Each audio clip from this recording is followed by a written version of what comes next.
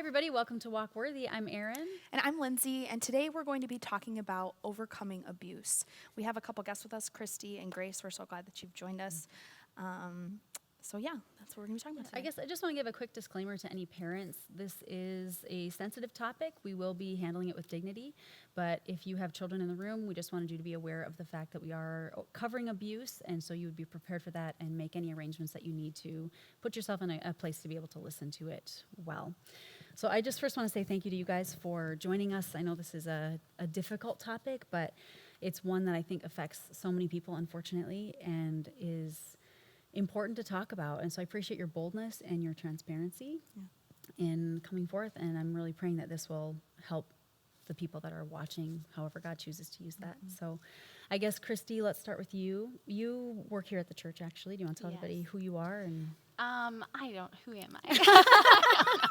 I work with the kids, elementary, and kind of everywhere family. I don't know. You might randomly see me pop up in parenting things or youth things or kid things, but just have a heart for ministering to families and equipping you guys to reach kids for Christ. So, Grace, do you want to introduce yourself real quick? Tell us a little bit about yourself. I'm Grace. I am a teacher. I teach special education, and I've attended the Rock for probably 4 years, I would say. So that's how I know all these ladies. Very good. All right. So, Christy, let's start with you. How old were you when the abuse in your life happened? So I had a lot of trauma and just emotional things happening, I think, from birth. So it was just kind of like this mentality, I would say, that started very early on in my life. But as far as sexual abuse specifically, that started when I was about 10. A fifth grader, and continued until I was 13 in 8th grade. Okay. So this wasn't a one-time thing? No, it was ongoing. Ongoing for many years. Okay. Did you understand as a child what was happening, that this was not appropriate? Some kids don't understand. Right. Were you aware? Like I said, there was a lot of other things. I would definitely say there was emotional and mental abuse too, and it took me a lot longer to realize how much that had occurred and how scary it was, just psychologically, how much my abuser had put himself in a position of power in my life, if that makes sense. But when the sexual abuse started the very first time, I knew it was wrong, and actually said something to them about it, and there were apologies, and it won't happen again, and then the tone shifted, as it happened over and over again, to more of a fear-based, scary, you can't tell anybody kind of thing, or, there'd be retaliation. Okay. So with that fear, at what point did you, as a child, tell someone about it? I didn't. You didn't? No. The Lord is so gracious. That's what's so amazing to me is God is so faithful and so good even when we're not. I trusted the Lord. I had sure faith that God was going to take care of me and it was going to be okay. But it didn't transfer to action. Okay, maybe I should speak up and tell somebody. I didn't have that faith, if that makes sense. It was an internal thing, but it was not something I could act on. And my abuser was my stepfather. He actually was really drunk and told somebody himself. Wow. So I just feel so strongly the Lord just controlled his mouth. If he can speak through a donkey, he can do this. And so, it wasn't ever me that spoke up and said anything. It was the Lord. And so how did that end up stopping after he spoke up? What happened? That person reached out to authorities, and then I actually was told at school by my assistant principal, hey, police are coming to your house. This is happening. And I was like, do I have to go home? And they're like, yeah, you have to go. Wow. And so I went home. Terrifying. It was absolutely terrifying. It was hard as a child. And I remember eagerly waiting for them to come because my stepdad actually wasn't home, and they didn't show. And it was horrific. It was so bad. But they came in the middle of the night. Apparently that's something they do. So it was a 2 a.m. wake up thing. And so the police came. They asked me if it was happening. I said no because I could see him. He was, in the house, just in the other room. We had a very small home. And I was terrified. And again, he was not in his right mind, and he told them Wow. that he was doing it. And so just the Wow. Lord, like his power just from the get-go, that was all him. It wasn't me. I wasn't that brave. Wow. I have like chills every You got it so good. Like, Praise the Lord. It's scary to me as a parent to think I could have a child that this could happen to and they wouldn't tell me. You know, how as parents can we help protect our children from this happening? How can we help them feel like they can talk to us? What would you say for a parent listening thinking, how could I flesh this out of my kid, you know? right. So my situation was a little unique because I didn't have a second parent being that person. Okay. So that was my only guardian, my only caregiver. But I did have other family members that I was close to. And so I think this even goes beyond parents to even just like other adults that have kids in your life that are important to you. It's really letting them know that you're that safe person, that you care about them. Because there was always that fear of if I told somebody, they're not going to believe me because they believe this person more. Like I didn't have the value to think that what I said mattered because there weren't people in my life speaking that. I was very active in my church, very involved there, and they were amazing. They taught me so much about the Lord, and that is what gave me the faith to like get through it. But at the same time, there weren't people investing in my life on a personal level just to say like, how are you? How are things going? So developing that relationship through communication way before there's a problem. Right. But that relationship will give you the vehicle to dive into, are there red flags? Are there issues? And just talking to kids like they're real people, asking hard questions, not being afraid of that, because they can handle more than you expect, especially if they're going through something like that. What are red flags? You mentioned that. What are red flags that people could look for? So in my life, just thinking back, like what are some things that maybe people could have noticed? I was very withdrawn socially. I was a very good student. So I wasn't acting out or anything like that at first. My 8th grade year, I went from being an honor student to skipping 3 months of class. Probably could have been like a serious red flag. Something's just going some on. things Yeah. to watch for. I lived like the latchkey lifestyle. And so if you've got people in your life that do that, like check in on them. What's happening in those hours that they're not supervised or, and then as a parent, like know where your kids are, know who they're with, drop in unannounced, like see what it is for what's going on. I think of like, I have a 6-year-old that we allow to go down the street to a neighbor's house. And every single time, these neighbors, they love the Lord. But every single time, just so it's completely normal, while things are good, we'll ask, what did you do? Who was there? Where were you? What you guys talk about? What did you love? You know, was it fun? What do you want to do tomorrow? Like normalizing that conversation, Yeah. Okay. you know, just so you have a baseline. Yeah. And it's totally normal. It's normal to talk about these things. Yeah. Because you don't want them to feel like they're in trouble Yeah. when you ask. Because I always felt that way. Like there was some responsibility of my own. Or that I was bad, for lack of a better word. So as a parent, sometimes there are parents that find out that this has happened to their child. You're heartbroken, you know, that someone would do this to your child. What would you say to a parent trying to walk one of their kids through this Right. to healing, to freedom? Talk about it. Okay.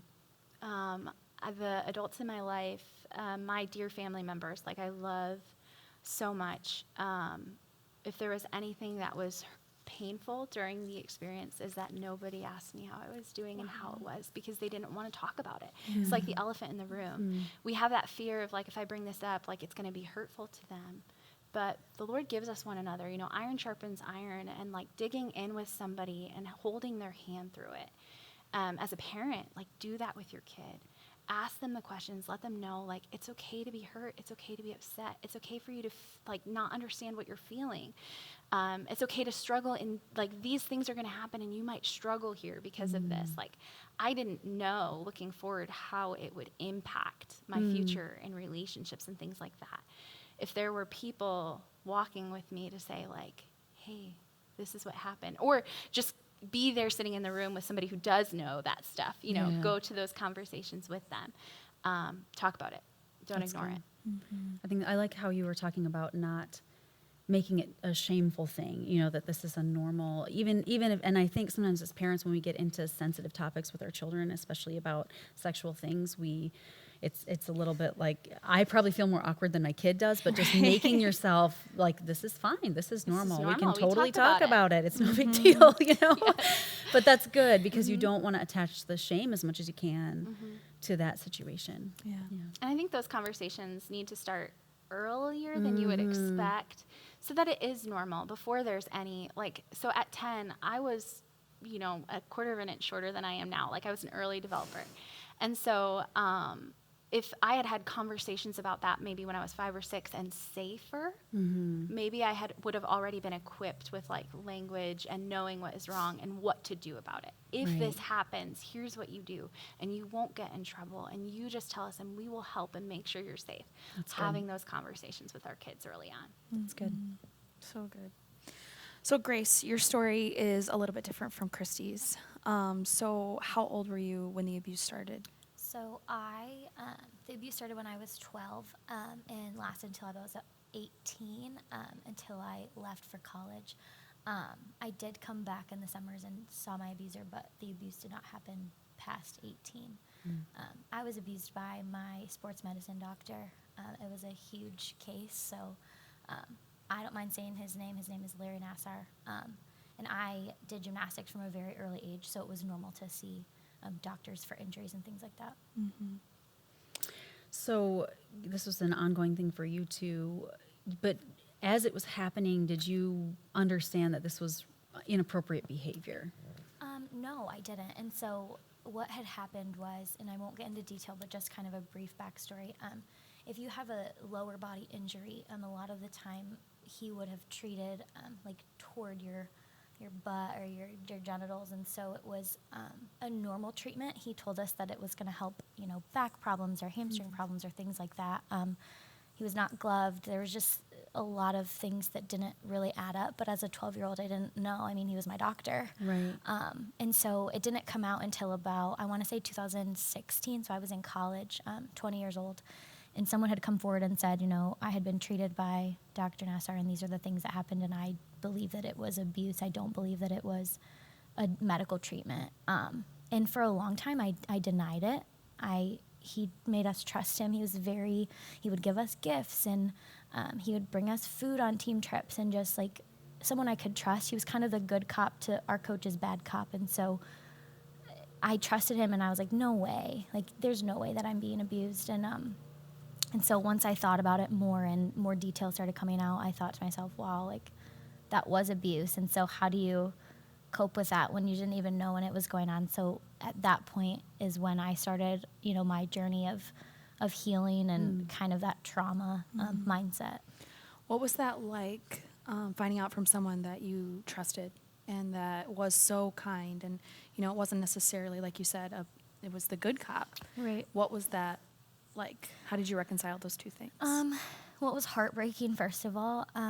He was a very kind human, and so it's very deceiving. It made me really lack trust in many people that I had thought I trusted. I don't know their intentions, and that, I think, is what frustrated me most was, I thought he was treating me for an injury. I thought that this was to help me get better, and ultimately it was for his own pleasure, his own desire, and that to me is so manipulative.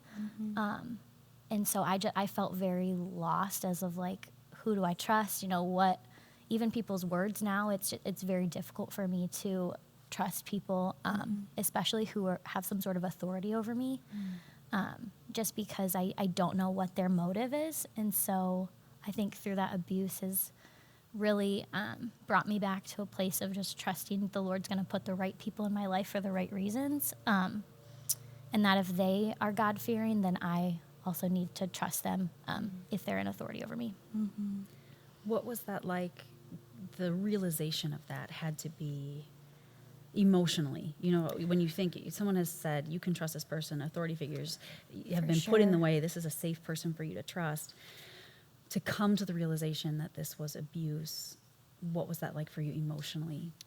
It was kind of a high and a low. I don't really know, I don't know if there's an emotion to describe it, because at first I kind of defended him.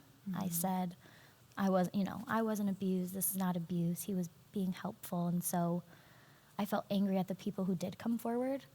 And then once I realized, I just felt kind of lost, I guess. I didn't know who to talk to or even what to talk about because it was such a long time period of him treating me.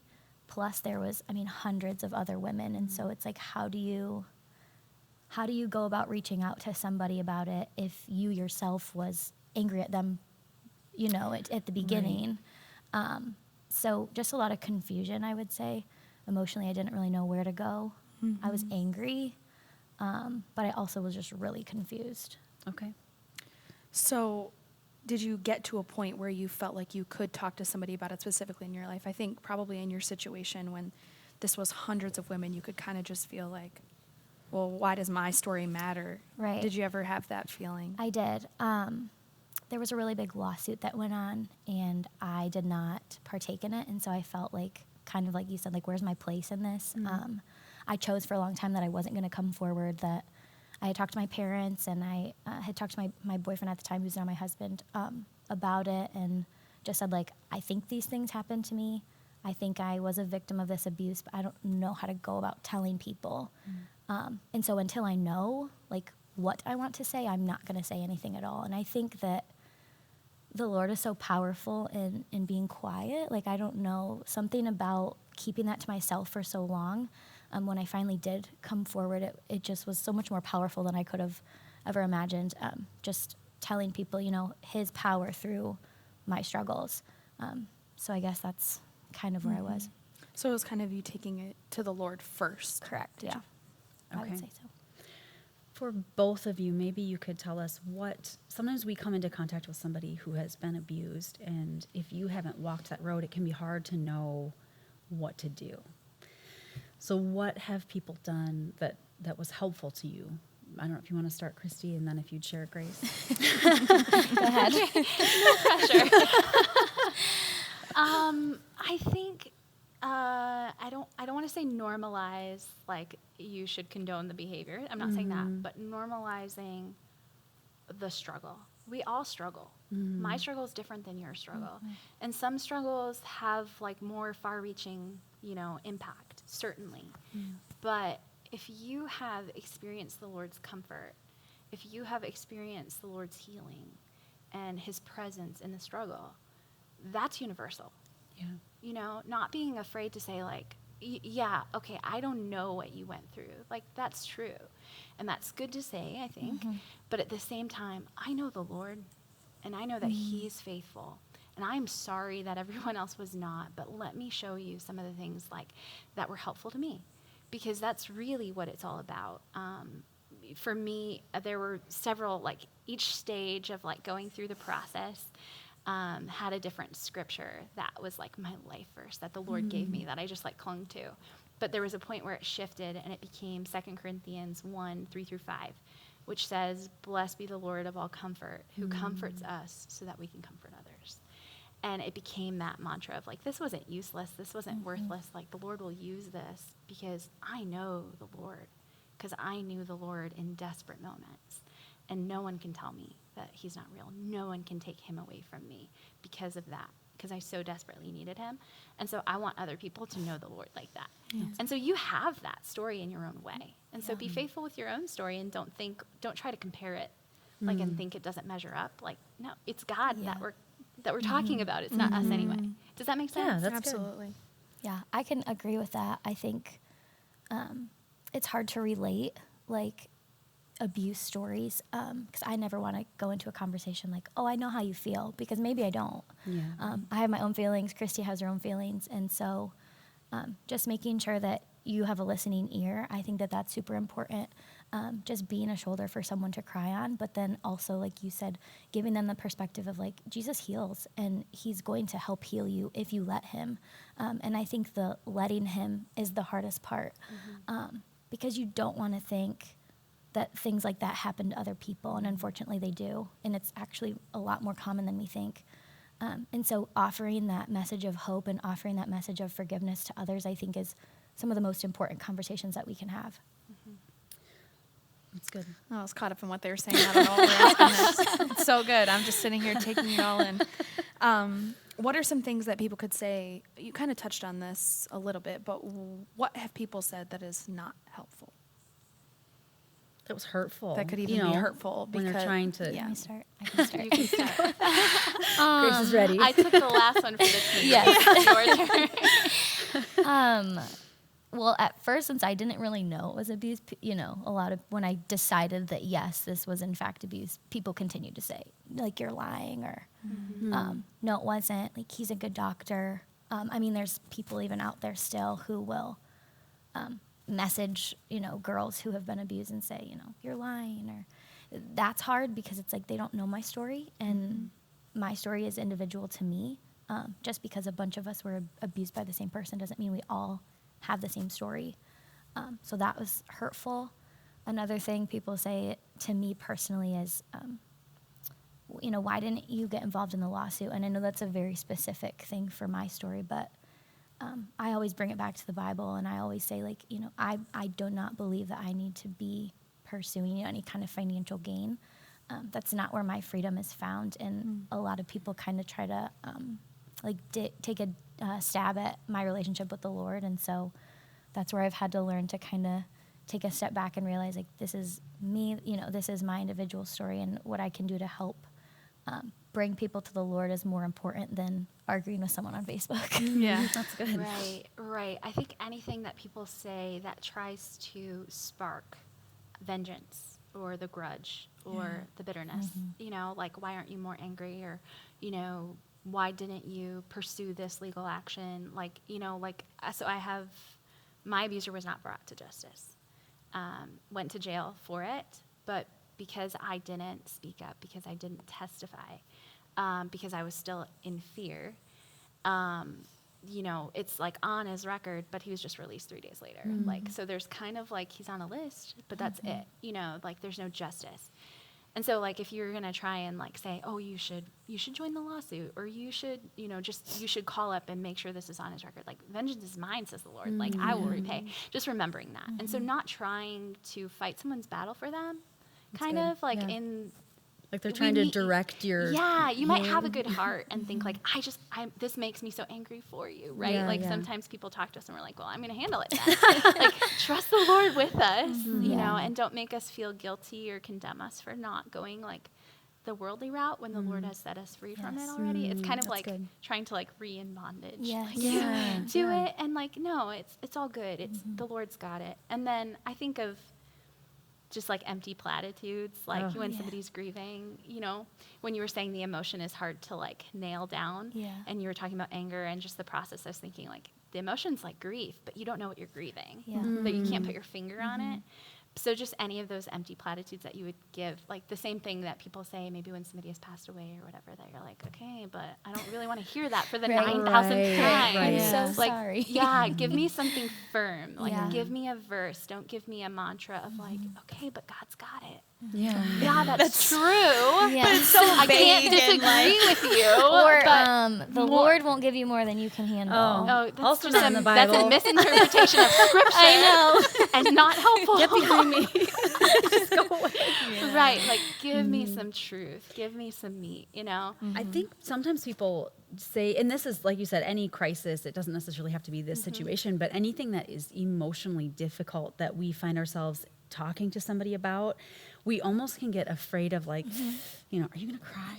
And so God's got it. And it's this way to brush off. I don't just really, don't think about it. People will say that. Yes. You just don't think about it. You just need to go on about life. Yeah, wow. But it's just going to resurface when I'm 40. What are you talking about? Yeah. but it's almost our way of not really wanting to deal with it. We don't really want to get into the muck with somebody and walk through it. We just kind of want it to go away. I don't want that to get on me. I don't know if I would need to come over at midnight and cry with you, because I wouldn't sleep as much. We kind of want it to go away, and that's not true cost of us anything. Not cost us anything. And so I think in any grief situation, we have to be careful about those platitudes, because they're not helpful. They're just unkind. And I also like what you said about normalizing it. I know what you're saying, not normalizing it. Not the bad. It's not okay. But I think it's such a crazy, sensitive topic that people are scared to talk about it. And scared if I ask, like, are you okay? Like, can I even, and it's okay, like, ask about it. And it's better. And even sometimes I'll acknowledge to somebody, I don't know what you're feeling. And I'm sorry if I'm going to really put my foot in my mouth here, but are you doing okay? And it's okay to even say, I don't really know how to do this with you, but at least to try, I think, is better than to not. Absolutely. Yep. For sure. Anyway. That's good. Okay, so we've kind of talked about like how people can walk alongside people. What about people that are going through it right now or went through it a long time ago and have not allowed the Lord to have that healing in their life? So I guess maybe we could hear a little bit about your healing process. You even said a verse through the process. So maybe what did that look like? How do they start? Yeah. Right? Do you want to start or do you want me to? You can. Okay. I just feel like I'm going to talk too long. It's okay. It's okay. It's good. important. So first of all, like my route of not speaking up and saying something like, oh my word, don't do that. Like, don't just think like, oh, she didn't have to tell anybody and the Lord just handled it. Oh my goodness. Like speak up and believe. I lacked faith to say, yeah, I trust the Lord that in the future he's going to work it out for my good. But I lacked the faith of the Lord in the moment to say that if I speak up, God's got my back right now. It was like this compartmentalized, like in the future, it'll be fine, you know? So don't go that route. Speak up, say something, get help. Like don't stay in the situation. And if you need help figuring out how to do that, like reach out to somebody you trust, reach out to us, you know, call a police officer or somebody. So speak up. And then that normalized word, you know, that sense of that, like admit it to yourself and admit it to the people you love, not to everybody. Don't air your laundry to everyone. It's not something to go post on Facebook. Right. But make sure somebody knows, because you need to have, just like an accountability partner when we're struggling with sin or something like that, you need somebody who's going to check in and dig in with you, who will walk through the mud with me. Identify that person and just ask them, hey, can you be this for this time of my life? And I don't know what that means, but just check in on me and make sure I'm okay. Having that. And then I guess the healing like really comes, recognize where God was already working. Like I could look back and count for you. I know you've heard more of my story than a lot of people, like specific instances of the Lord saved my life. I shouldn't be alive. I shouldn't be this person. This day should have been whatever it was, and it wasn't. Like recognize where the Lord was already working, because people are going to like look at your situation and think like, how could God even allow that? Don't believe that lie. He was there the whole time. And actually, I know this sounds crazy, but like people like will ask like, you know, do you wish it didn't happen or something like that? Like, I believe it was an experience that I was entrusted with because the Lord could move, and it's not about me.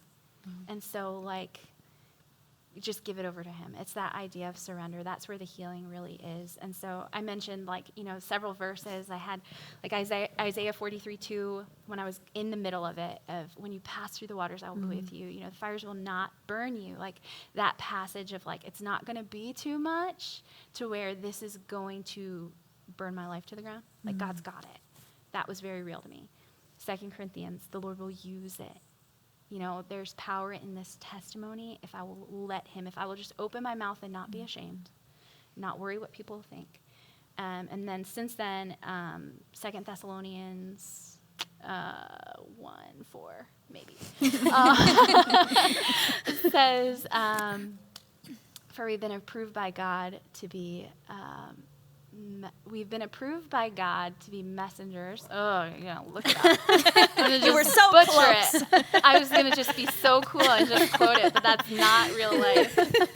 Okay, I'm almost there. So sorry. 1 Thessalonians, hopefully, 2:4.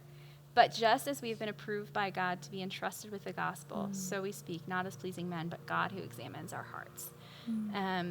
That's just been the driving, like, mantra for me, and even how much or how little I say, that it would be for the Lord, that he'd be glorified by it, that it wouldn't be about maybe like what somebody else would think or my own motives, but just this idea of entrusting.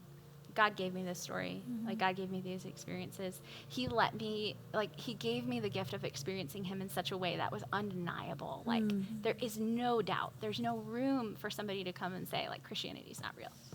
What? I know the Lord. Right, Like, you know, Yeah. like, what a gift. And so, like, don't squander it, right? Like, be that messenger that you were approved to be. God saw fit for you to walk this, so be faithful with it. That's good. And so there's hope for you on the other side of it if you'd surrender it, because he's going to use it. And then you're going to see him work and just be a bystander in his goodness and greatness in someone else's life that you had nothing to do with. You know, like, I'd rather be there than wallowing in my own, like, oh, this is what happened to me. You know? So, like, put in the work. It's going to be worth it because God's going to use it. And he's so good and so faithful. And so trust him in the process. That's good. That's really good.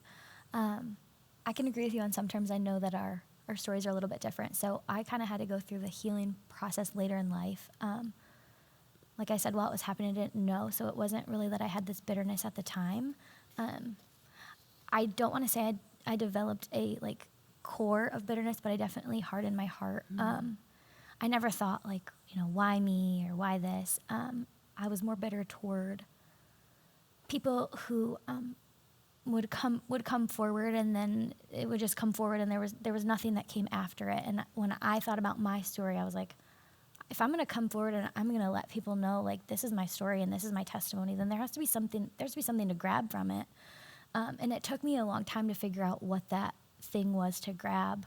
And I have a lot of people in my life who have held on to unforgiveness and have held on to bitterness and pain. And I mean, people who have been through this experience that I have and people who haven't. And so I saw that as a driving force in my healing process of, okay, I need to give this up to God. Like, this isn't my job to judge this person or to condemn them. This is, you know, my abuser is under God's judgment. He's not under my judgment. And that took a long time. I have grown immensely in my relationship with Jesus through the process of, you know, just praying and, you know, talking to people who have a really strong relationship with Jesus. I think that that's important, is if you do have a relationship with him and you are a Christian, it's like reaching out to the people who you know are going to give you life back, instead of reaching out to the people who are going to just give you worldly views. And I think that it was a hard kind of rope to handle, because I knew people who, you know, wanted to give me their grudge and their pain and their bitterness and say, this is how you should feel. And then I knew that there was God on the other side saying, no, like, that's not how you're going to heal from this. So just through prayer and through conversations with people who know a lot more than I do, came to the realization that, you know, I need to not only forgive my abuser, but forgive myself for feeling those feelings of bitterness and pain, and then give it to Jesus. Because ultimately, if your abuser's never, you know, brought to justice, or what we think of worldly justice, when, you know, the day comes and they meet God, God's going to judge them. And so we just have to trust that that's going to happen. And so there's a lot of freedom in that. And so I think that my healing process comes more from the forgiveness side of, I'm just going to give it away. And if people need help, you know, discovering that or walking through that route, like, I totally understand, and I would love to help someone get there, because it's so freeing to be able to say, like, yes, I was abused, but it doesn't affect me right now, right? Like, it's my testimony, and I would love to share it with you, but I'm not a grudge holder. I'm not going to keep this bitterness. Like, my God's got it. There's freedom. Yes, for sure. Yeah, there's freedom for you. I think about, like, the practical side. Like, absolutely, if you need to talk to somebody, I know either one of us would be grateful to. And if you want, like, a practical, how do you make this happen? John 10:10, the thief comes to steal, kill, and destroy, but I come that you might have life to the full, right? The abundant life. Just look at the people, like, that you're talking to. Don't cast your pearls before swine. Like, are they breeding steal, kill, destroy? Are they breeding death? Or is it somebody who's going to invest life, that's going to give you, like, is that where the Lord is? And looking at, you know, when I feel this way, when I self-medicate, when I cope, when I choose these actions, what, you know, is that life or is that death? And just choosing, like, every day I'm going to get up and I'm going to choose the life. I'm going to choose where the Lord is practically to get to the other side of it. to like Yeah. practically get Yeah. to healing. Yes. If that makes sense. And it's I think a process, right? This is not an overnight, I made this decision to heal and now I'm healed. I mean, this is, and I would imagine, as with any painful thing, that there are moments when this can resurface and you think about it and you have to fight that battle for that day again. But I feel like the heart of what you guys are saying comes down to surrender and acceptance. And I think sometimes people, in whatever situation, we can fight so hard against whatever our reality is or whatever our past has been. Like, I wish it would have been different. I wish it would have been like that, girls. Comparison. Yeah, and it really keeps us from finding victory in it. There's a moment, I think, when we have to accept what we have and where we've been, and our past is what it is, and then give that to the Lord. And I love what you guys talked about, entrusting him as judge. And that's hard. Because if I'm honest, when someone wrongs me in my flesh, I want my pound of flesh. I want an eye for an eye. I want a tooth for a tooth. But to be able to surrender that and say, God is the perfect judge, and he will judge righteously between me and that person, brings so much freedom. And I think that is a key, and you guys can correct me if I'm wrong, but a key to healing, to be able to surrender that to a faithful God and trust that he's going to do that well and perfectly. It also helped me a lot to realize I'm not perfect, right? Like my abuser was not perfect either. And so everybody sins, and everybody sins differently. And so realizing, if I wronged, my husband, or I made him upset, like the grace that he gives me is really helping him realize she's not perfect, right? God's gonna, God's given me grace, God's given us grace. And so you have to realize that just because someone has wronged you doesn't give you the reason to judge them or to keep that grudge either, because you do the same to others. And he's ultimately given you the ultimate sacrifice. So why am I holding on to this if ultimately we all do the same thing? That makes sense? That's good. And I think that's hard because we like to compare sin. Yeah. Because, his sin is so much different than my For sin. sure. And so therefore, I can hold the grudge. I cannot walk in forgiveness. But it's the Bible parable of the slave choking the slave, right? Where Jesus tells that story of I should probably just tell the story. We just got assume time. everybody knows. But the slave is in debt to the king for a ridiculous amount of money, and the king forgives the slave, and the slave goes to his fellow slave and chokes him for this small amount of money that he owes. And so the king is upset with the slave that choked the other slave. And the point, obviously, is like, I forgave you this debt you could never repay. Who are you to choke your fellow brother or sister or abuser or betrayer, whatever word you want to put in there? We still have the obligation before the Lord to fight through for forgiveness. And it's easy to say, it's easy to hold that grudge and be like, but their sin is so much greater and the betrayal was so much greater, so I get to nurse this wound. Right. And it's hard because, like, sometimes that's the last bit of power that we have to hold on to, is that, like, but I know what you did, like that grudge. And so we don't want to give it up because we feel like we're giving up our power, right? But realizing, like, if we truly love the Lord and are aiming to live the way that he tells us to live, we're supposed to love God and love people. And so if I'm going to love this person, then in that forgiveness and giving up that power and becoming nothing for their sake, maybe that's where they'll meet the Lord. And that's got to be worth it. That's good. In forgiveness, maybe we can just derail on this for a minute. But as we talk about forgiveness, I think part of the difficulty is in forgiving is that someone has inflicted a wound to me that I'm suffering for, but then I have to extend the forgiveness. It's almost While like I'm beaten and bloody and Yes, bruised, yes. let me just give you some more. and it doesn't seem fair. It really doesn't. You can feel like you should suffer in the same measure that I have suffered, and then once I see that, then I can forgive you. But you haven't resisted yet to the point of shedding. Says scripture, but the Lord. But the Lord. And that is such a crucifixion of the flesh, like you said, to just say, okay, it's not fair. And I might not get to see them punished as I would like to see them punished, but I have to let go of this really for my own sake, for my own good, for my, because, and if you don't, that person still has power to impact your life day to day. You're still giving You're them it power. You just think you have it. Yes. Absolutely. Yeah, and forgiveness for all of us in any situation can be difficult sometimes, but the surrender, I think that what you said is key, surrendering to the Lord as judge. That has to be, at least for me, when I have to forgive people, I always come back to that. Like, God is judge, and I just have to trust that Yeah. somehow he's going to work this out, you know, whether I get to see it or not. But I many had a things. question. Yeah. So you guys have talked a lot about healing, and I think, and you talked about how the Lord will use it. How have you seen God already use this story in your life? He's, redeemed the situation, redeemed your story. How have you seen him use it for the gospel in your life? I can go.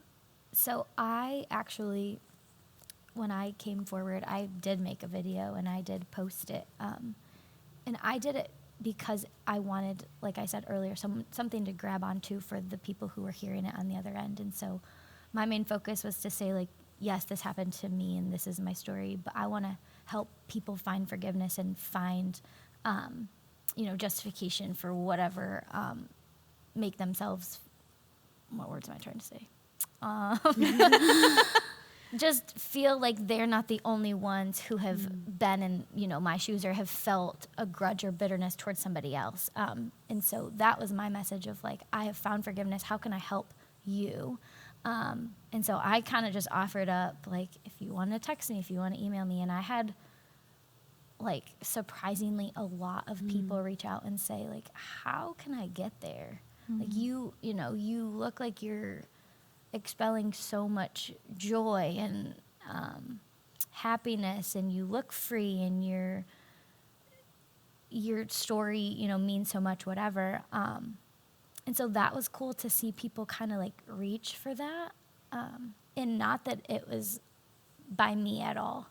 It's totally God. And I really just referred them to scripture. And it's just cool to see, like, we're supposed to make disciples out of men. And so, like, if my story is going to help one person be closer to Jesus, then my work here is done. And that was kind of my message of, like, if I can get one of these people to look and, turn their face toward God, then what I said was worth it. And so that has kind of been, I guess, my way of helping others through it. But I still think that there's a ton of people who could definitely use the feeling of forgiveness and the freedom from God for sure. That's good. I think a lot of one-on-one conversations, like you're saying. I have had the opportunity to serve with Rock Youth here for a long time, and so we do camps and retreats, and through those experiences, like sitting around in a cabin, there's a lot of share your testimony, and I'm always like, are you sure? Here goes. Do you want to hear which version The do you want? sanitized version or the real version? Or the short, happy one, Yeah. or what? But inevitably in those experiences, somebody will come grab you one off and be like, okay, so you talked about this, how did you get there? Or this is what's going on in my life. And so I've had the opportunity to walk hand in hand with a few people as young as fourth grade, teenagers, and even older women who have gone years with grudges and bitterness that they look back and this wrecked my life. What do I do from here? And so the Lord has just faithfully brought those opportunities. I'm so grateful for something like this, because it's not something you can always just proclaim, and Right. it doesn't come up a lot in kids ministry, believe it or not. I always wonder, okay, Lord, I'm here, but this testimony is not the one for first or fifth graders. So just grateful. I feel like the Lord, it's not something I even have to seek out. And the Lord had to teach me that. That was a hard lesson. Don't try to make it yourself, but let him bring it, and, be willing to walk through the mud with people when it comes, because that costs you a lot of time and energy and emotional, can be a lot. But be willing to be the person holding their hand in it. That's good.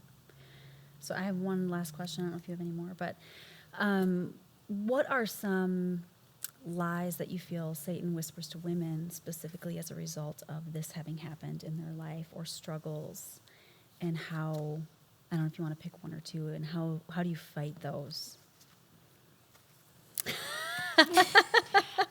I'll touch on one that you talked about a little bit, because I just want to validate, echo what you're saying. Yeah. You talked about not readily trusting people, other Yeah. people, because of it. For me, there's a type of person, or a charisma, a power, people that people follow readily. Red flags. right? Because they just like instant trust with people. And I'm like, but nobody can be trusted, you know? My abuser was a volunteer in the church, like a bus driver in kids ministry. Like people thought whatever they thought, you know? And so they didn't ask the questions. And so, working through that lie about other people and like that, that I need to not be authentic or vulnerable because I'm just going to get hurt because this person is whatever they are, you know, like it's like I'm robbed of what the Lord could have because I don't trust them. I won't put myself under them, and those things. I think there's also just like value, self-worth. You know, if it happens and you're not married yet, there's like just that like fear of you're not worthy and you're, you know, whatever that brings, or like you can't have healing, or like that it's always going to affect like intimacy, or just all those things. And then the lie that it's your fault, that you brought it on yourself, that there's something you did wrong. Just all of those kinds of whispers. Yeah, I would agree with that. I think like the self-worth, because I've realized later in my, you know, young adult life, I was like, first you ask like why, you know, and then of course Satan comes in and he's like, because you were this, or you, I don't even know, but just telling you things that you are that you aren't, I think. I don't know how else to say that.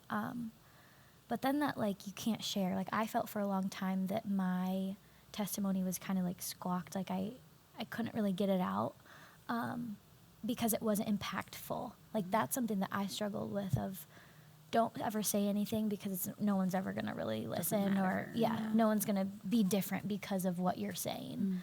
And so I struggled with that for a long time. I was almost in fear of coming forward and saying something to somebody other than my immediate family, because I thought that, one, they would either say, you know, oh, cool, and like, you know, it was whatever, blow it off. And if they did, okay, but not being able to share my love for the Lord, of how do you navigate the story and weave it into a testimony, was difficult for me. And I felt like Satan attacked, like, no one's ever going to get Jesus out of this. Like, it's too dark. It's too manipulative. It's too whatever. And so that's something that I had struggled with a lot. I remember being like 15 or 16 saying like, I just wish I had a testimony. I know, right? Yeah. Because it was that lie of like, it's so unrelatable. It's so far, like God can't use this. Right. And what do you pull from And it? you have all these people that are like, oh, I've been good my whole life and God protected me from sin. I wish I had a testimony. And we're like, I wish I had that testimony. It's just that lie of discontentment. Yeah, you know, we talked about that, like being willing to surrender and be content with like, this is what happened. This is where we're at, and we're going to honor the Lord. But yeah, absolutely. Like that lie of like, God can't use this. Oh, I wish I had a testimony. Oh, man. That's good. Either of you have anything else you feel needs to be said? Oh, I know I shared this with you. I don't think I said this. You know, if you know somebody that's going through something like this, or you're asking questions, you feel like you see some red flags and you don't know where to go with it. And maybe you ask questions and you don't get answers. I know for me, the reason I didn't tell the truth, I didn't speak up, those things happened, is just because I didn't know I was safe. And so if you see somebody, you know, somebody that maybe is experiencing this, like, please communicate with them. You will be safe, or this is what to do. Here's who you can reach out to, because I think that makes all the difference. We're all looking for security in life, like in different ways. And when you're in that situation, there's security in knowing like, oh, I can survive because I have survived, and I don't know if I can survive outside of this for a different reason. So we need like that sense of security. And so just, man, that message of you're safe, you'll be taken care of, we'll make sure you're protected.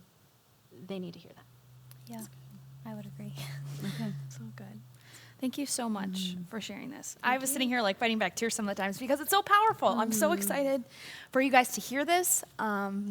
If you're out there and you are going through this right now, or maybe you've gone through it in the past and have never let the Lord do a work in you and heal you from it, I hope that this was helpful to you, that this will give you some next steps to take. If you need prayer, if you need somebody to talk to, Grace and Christy have both said they'd be willing to talk with people. We'll put an email to contact down in the notes. It'll be women@hisrock.net. We want to be a help to you. We want to be a resource to you. We want to point you to Jesus. Maybe you're out there and you do have this story and God has done a work in you, but you've believed the lie that he can't use this testimony in your life. I encourage you to share it when he brings the opportunity, to let him be given the glory for what he's done in your life. So we will see you next month. Until then, walk worthy.